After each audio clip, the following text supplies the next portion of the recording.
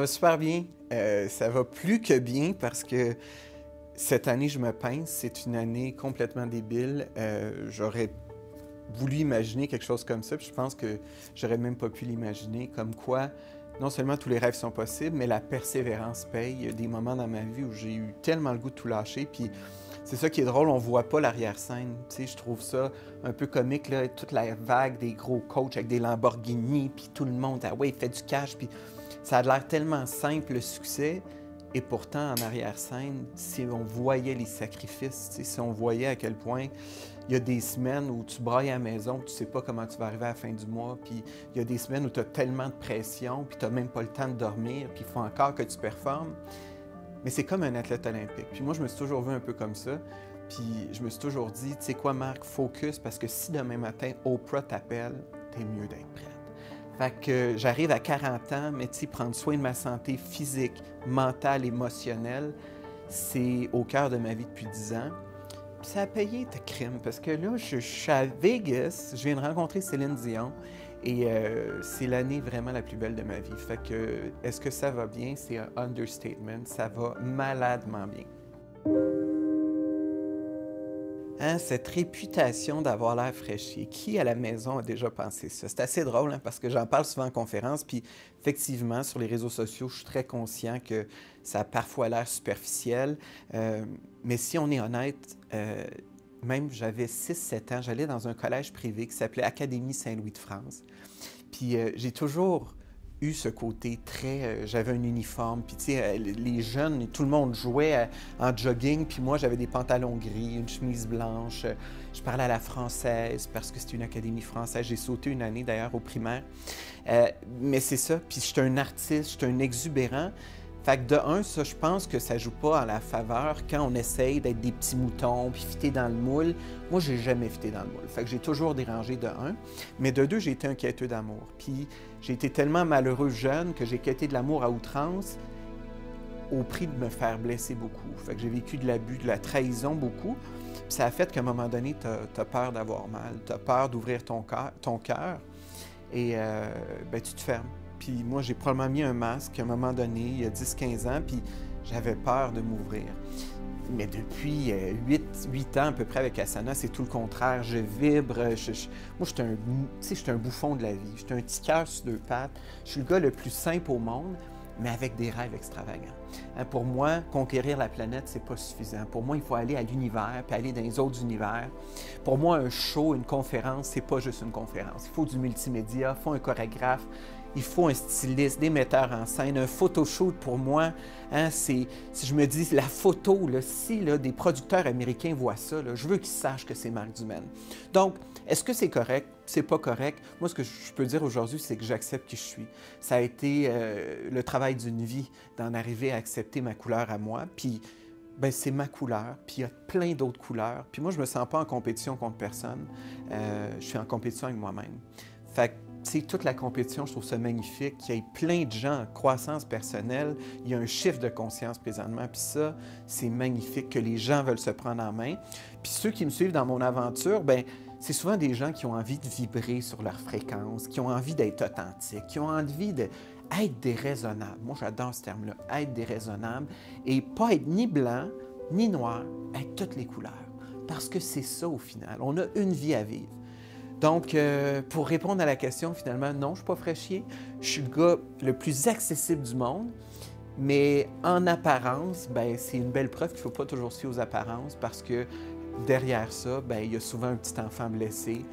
Il y a souvent un enfant qui rêve et qui a peur d'avoir de la peine. Et c'est peut-être ça que les gens ont vu. Mais aujourd'hui, je suis un gars bien assumé qui s'aime beaucoup et qui souhaite à tout le monde de s'aimer. De là, le mouvement M, qui dit qu'on doit s'aimer énormément avant d'aimer les autres. Donc, voilà. Que pour parler de l'enfance, là, ça va être bien important que je bois du café. Parce que moi, il me faut du café. C'est comme... J'ai tout enlevé les drogues du monde, mais ça, c'est la mienne. Magnifique. Après avoir fait des overdoses, j'ai dit, je fume plus, je bois plus, je sors plus, mais je garde quand même mon Starbucks. Parlons de l'enfance. Super belle enfance. Puis je vais vous partager quelque chose d'assez fou. J'ai fait une thérapie récemment avec quelqu'un, puis elle m'a fait réaliser que j'ai eu une plus belle enfance que je pensais. Parce que moi, à 9 ans, ma mère, elle s'est tuée mon père. J'en parle en conférence, puis ma vie a complètement changé. Puis je parle souvent de mon enfance comme quelque chose de difficile. Mais récemment, en thérapie, je suis retournée, puis je me suis vue à 7 ans dans une fête. On avait fait un gros méchoui, j'avais plein d'amis. Puis j'avais une maudite belle enfance. Puis là, j'ai dit, mais finalement, avant que ma mère tombe malade, de 0 à 9 ans, j'ai eu une enfance parfaite, remplie d'amour. Ma mère, Lady Margot, les gros parties. On avait toujours du monde à la maison. Mon père, c'est un passionné, c'est un rêveur. On dansait. C'était une enfance, là, puis je suis étonné moi-même que j'ai oublié ce pan-là. Probablement... je sais pas, parce que ma mère m'a habité autant, mais bref, de 0 à 9 ans, super belle enfance. À 9 ans, ma mère a essayé de tuer mon père avec un couteau. Elle entendait des voix, puis elle avait entendu dans sa tête que mon père m'abusait sexuellement. Moi, j'ai crié, mon père a arrêté le couteau. Puis là, ben, c'est là que ma vie a changé. Dans le fond, je vois la police, les ambulances arriver. Là, j'étais dans les postes de police à me faire investiguer, puis... Finalement, ils se sont rendus compte que ma mère était schizophrène sévère. Ils l'ont enfermée dans un asile psychiatrique, puis elle a passé le reste de sa vie là. Fait que moi, à 9 ans, j'ai réalisé que la vie, c'était pas juste un jeu, que la vie, ça pouvait être un combat. Aujourd'hui, mon Dieu, je prône que la vie n'est pas un combat, mais tu sais, à 9 ans, tu es innocent, puis tu penses que... tu oses croire encore au Père Noël. Moi, ça m'a quand même scié les jambes assez rapidement. Mais à la fois, ça m'a fait vieillir rapidement aussi. Et ce qui est arrivé par la suite, c'est ce qui fait que je suis le conférencier que je suis aujourd'hui. Je suis en train d'écrire un livre là-dessus, puis c'est l'école de la vie. Puis on a tous nos obstacles. Fait que, moi, des gens me disent des fois, c'est pas facile, mais on a tous une Lady Margot dans sa vie. On a tous des obstacles qui, à un moment donné, fait que, on tombe un peu de notre innocence. Mais c'est là pour nous ouvrir les yeux à la beauté de la vie. Moi, ma mère m'a enseigné la fragilité de la vie. Puis aujourd'hui, j'essaie vraiment de profiter de chaque instant, là, comme si c'était un gâteau là, au chocolat. Puis je veux le savourer, le moment présent, parce qu'au final, c'est juste ça qu'il y a. Mais moi, comme beaucoup de monde, dans l'ego, parce qu'on est dans une société de performance, je me suis perdu. Je voulais avoir des statuts, de la popularité. Fait que, j'ai été au Casino de Montréal 5 ans, j'ai vécu à New York, j'ai été mannequin plus jeune, j'ai fait plein de trucs. Je me suis perdu là-dedans, puis je peux vraiment dire aujourd'hui que je ne m'aimais pas vraiment. C'était vraiment toujours le regard de l'autre qui me faisait sentir en vie.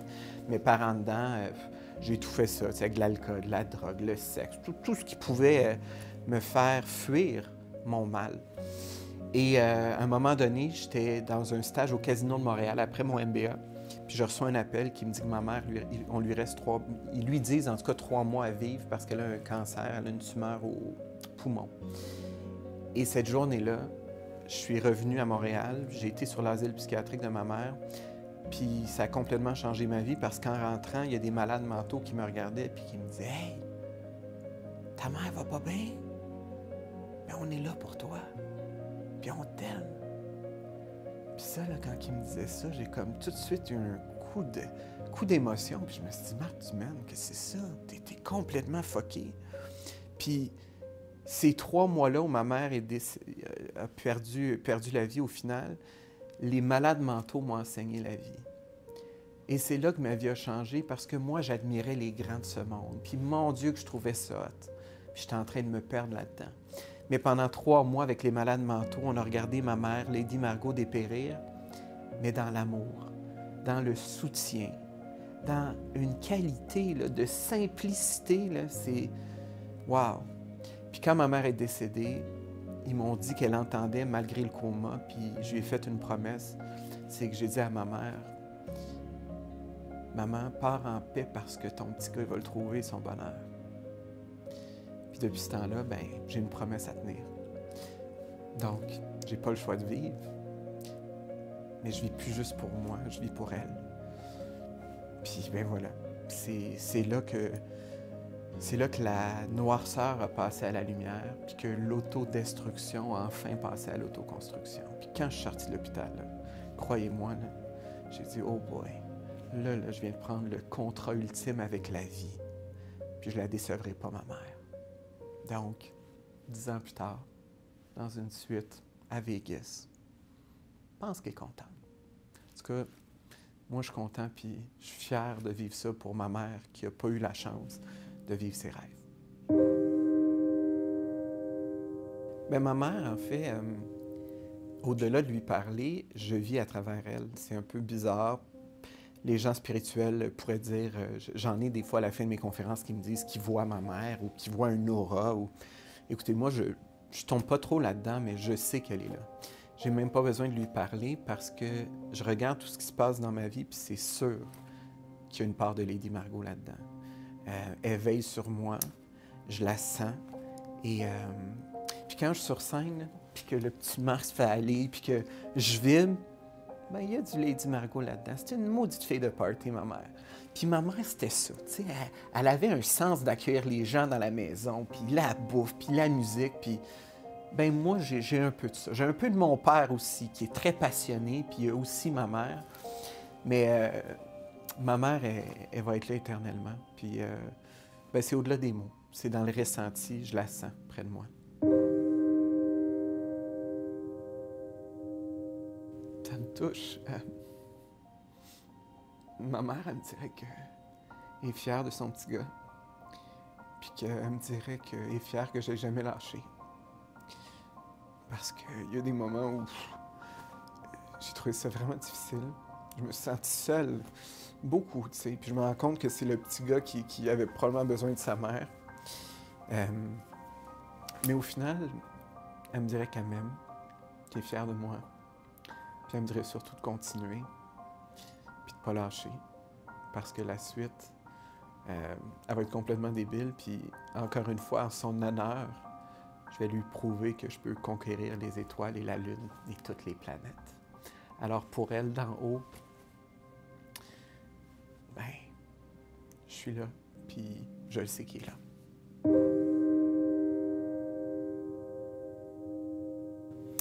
Il faut parler de mon père parce que il y a déjà quelqu'un qui m'a dit « Ton père doit être jaloux de ta mère. Ta mère est plus en vie, puis tu parles tout le temps de Lady Margot. » Puis j'ai dit « Mon Dieu, mais pourtant, mon père est tellement présent. » Puis écoute, mon père, comme ma mère, c'est un héros pour moi.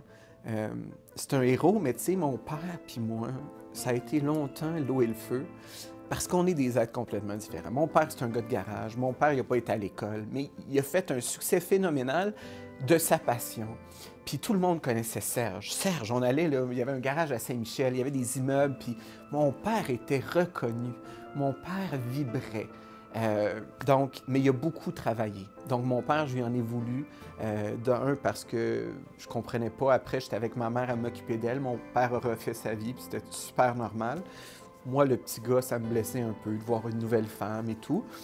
Et ensuite, mon père m'a pas tout le temps compris. Parce que je suis une bébête, puis parce que je suis un passionné, puis mon père ne comprenait pas que, mettons, après mon MBA, je ne sois pas consultant, ou qu'au Casino de Montréal, je m'occupais de la section VIP. Mon père ne comprenait pas avec le fonds de pension que j'avais, les REER.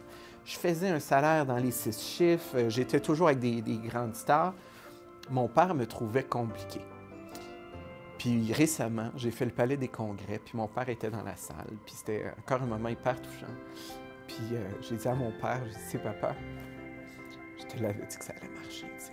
Puis mon père comprend aujourd'hui. Puis ça aussi, c'est très touchant de me réconcilier avec mon père, tu sais, puis que mon père réalise qu'au final, j'étais pas si fou que ça, de rêver ça. Puis il est super fier. Puis je parle beaucoup de ma mère, mais mon père, il m'a enseigné les vraies valeurs de la vie. Quand j'avais 12-13 ans, quand ma mère était à l'hôpital, on était sur le devant d'un bateau à un moment donné, puis mon père m'avait dit « Regarde comment c'est beau la vie.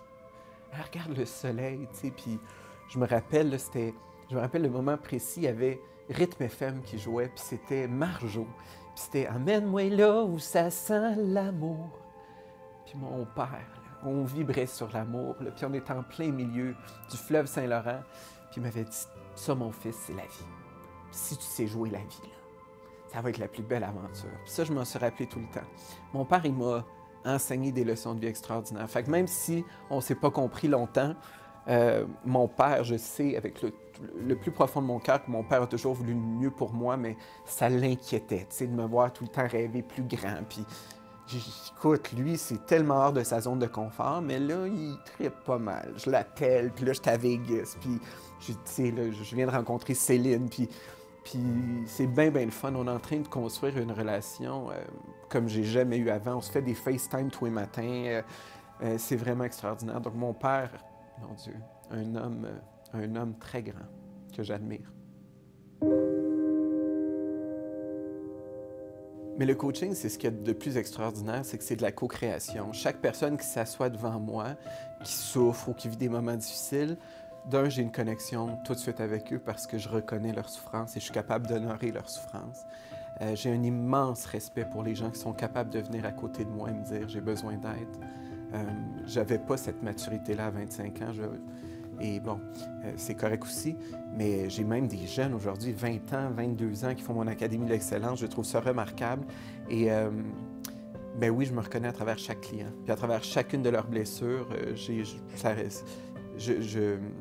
reconnais leurs blessures, mais à la fois, je vois le beau en eux.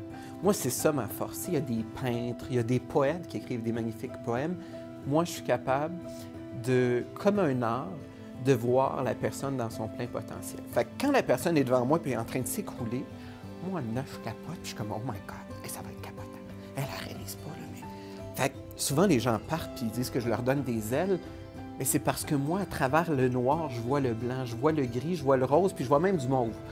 Fait que c'est ça ma force. Puis, ben, depuis 4000 heures, j'ai eu la chance à date de coacher 4000 heures, je pars chaque jour des coachings probablement plus grandis qu'eux. Parce que chaque client m'apporte beaucoup puis me reconnecte à l'essentiel.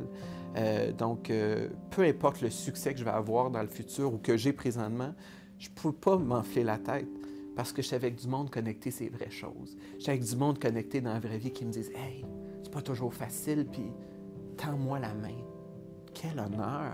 Tends-moi la main. Marc, tu m'aimes, tu veux que je prenne ta main? Wow! Moi, ça, c'est un honneur que je chéris puis que je vais chérir jusqu'à la fin des temps. Puis partout où je vais, là, je remercie les gens de me donner le privilège de faire ce que j'aime dans la vie. C'est la plus belle paye, c'est le plus bel honneur. Donc, à tous les clients que j'ai eus, que j'ai et que j'aurai, merci pour votre confiance. C'est le plus beau cadeau que vous pouvez m'offrir.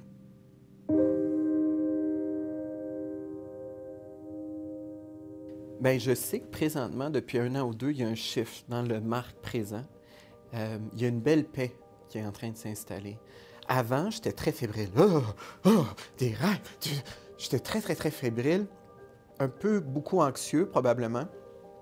Et un peu encore très enfant, tu sais, qui trippe, mais je pense que je manquais d'une posture d'homme d'affaires. Je manquais un peu de confiance dans mes négociations. Puis ça reste que je gère une business. Je suis à la tête d'Asana Coaching. J'aime bien dire que ça va être un empire international, je le pense bien. Et quand on gère un empire, il faut en prendre soin. Puis des fois, par amour, j'ai manqué de respect à ma business en tolérant des choses. C'est correct. Mais depuis 2 ans, j'apprends à me respecter. J'apprends à avoir une équipe autour de moi qui est digne et à la hauteur de mes rêves. Et les gens que je choisis dans ma vie, c'est des gens que j'admire et c'est des gens avec qui j'ai envie de grandir. Moi, ça serait terrible de bâtir tout ça tout seul puis de finir dans mon petit château dans le sud. Moi, pour moi, c'est d'élever les gens ensemble, tu sais, de partager des idées, de partager des rêves, puis qu'ensemble, on s'aide tous à créer un monde meilleur, à créer notre monde meilleur, qui est Asana, qui est M, qui est... On s'aime énormément. Donc, une paix intérieure, un calme, une confiance, une assurance, je dirais que c'est le Marc d'aujourd'hui. Et le Marc futur, je souhaite et je pense maintenant qu'avec ce qu'on va créer, ça va être ça, c'est un Marc qui va avoir la liberté et le libre choix de créer 80% du temps. Moi, je suis un créateur, je suis un visionnaire. Fait que moi, si c'était juste de moi, je m'en irais écrire un livre à chaque mois. J'ai des projets télé, j'ai des projets immobiliers, j'ai des projets de design intérieur. Je veux créer des associations, puis ça me fait vibrer. Et je ne pouvais pas le faire avant parce que je n'avais pas l'équipe autour de moi, puis parce que j'étais beaucoup en demande en coaching. Et là, justement, parce que je suis en train de changer ma posture, je suis en train de créer une structure d'entreprise qui va me le permettre. Donc ça, c'est excitant, là, de savoir que dans les prochaines années, je vais pouvoir transmettre ma couleur à moi, qui est une couleur parmi plein de couleurs, mais je pense que ma couleur a quelque chose d'unique et je pense que je peux offrir quelque chose de très différent dans mon branding, dans un monde dans lequel on veut tous être bien, mais on ne sait souvent pas où se jeter. Hein, on part dans un petit spa, on va chercher un ostéopathe, on s'achète des huiles essentielles, on va à Cuba 2 mois par année, ou pas 2 mois, mais 2 fois par année, ou peu importe, mais on s'étourdit là-dedans. Moi, j'ai envie de créer un chemin. J'ai envie que les gens à la maison puissent acheter mon brand et qu'ils puissent, que ce soit se faire coacher, que ce soit venir en vacances dans mes chalets ou mes hôtels, que ce soit aller magasiner un produit qui est un me-moment pour eux. Mais je pense que les gens sont prêts à ça parce que, mon Dieu, que le monde a envie d'être bien. Puis moi aussi, je suis bien, puis ça fait du bien se sentir en paix. Alors, si je peux transmettre ça à travers mon brand dans les prochaines années, c'est clair que ça va être unique et je suis convaincu que ça va arriver. Fait que ça va être le marque des prochains mois, des prochaines années.